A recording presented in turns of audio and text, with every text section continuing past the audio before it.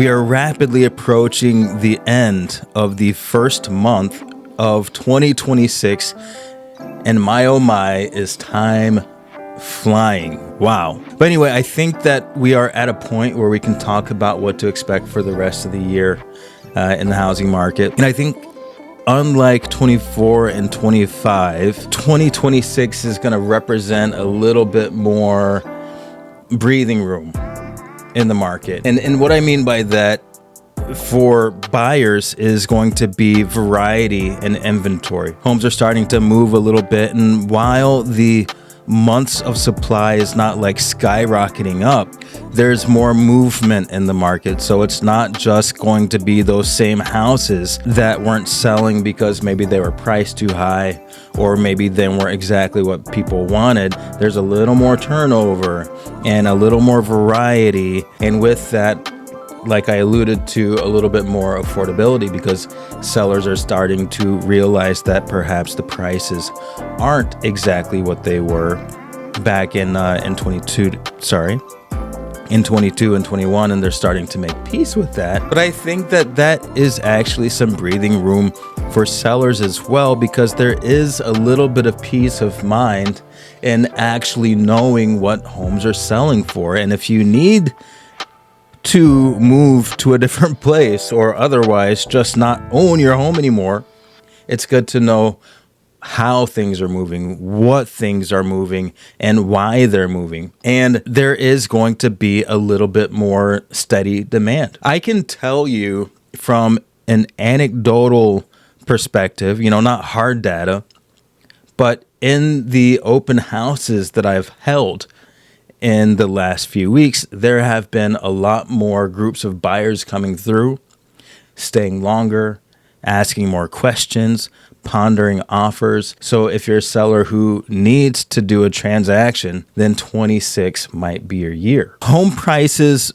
will continue to rise slightly, I think. Here in DFW for the last couple of decades, I think that home prices have risen overall about 3 to 5% year over year. We're not going to see, I don't think we're going to see the double digits that we've been seeing in 22, 21, and then the stagnation in 24, 25. But I think that it's still going to be a good time to get into a home at the right price. And I think instead of this time, people seeing homes as, investments, if you actually get into a home and see it as a place where you want to live for a while, I think given a few years, you're going to be happy with the value of your home if you do get a good deal this time around. So home prices, I think, will continue to tick up ever so slightly, especially in the DFW area. I do think that the mortgage rates are going to hover right around 6%. And as I always like to say, the average over the last 40 years was like 7.42. So in terms of mortgage rates, we are below average even right now as we speak. And I think especially in DFW, where there have been a lot of buyers who have been pent up, maybe now is going to be the time when you can move forward. And hopefully, I think that with the AI bubble calming down a little, I'm hoping employment starts to go up. I hope that layoffs start to go down, and that AI turns into this thing that helps out with jobs and people's intellectual lives, and not something that takes jobs and basically is a negative for people's intellectual lives. In commercial in 2026, it's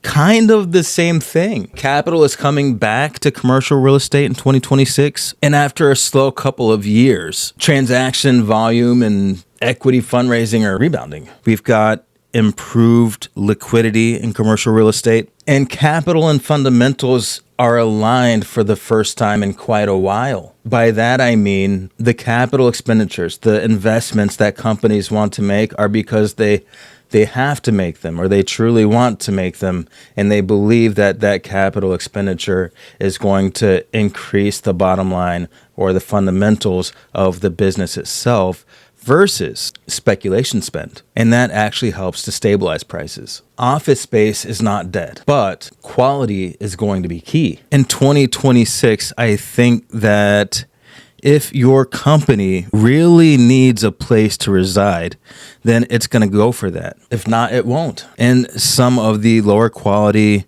non-essential office space is going to either need to go away or be converted into something else useful. And of course, multifamily remains the safest bet. Structural housing shortages remain unresolved, and people are still going to need a place to stay. So the bottom line here is that multifamily remains pretty rock solid. And industrial and essential retail remain pretty resilient, but there is some macro noise to be on the lookout for.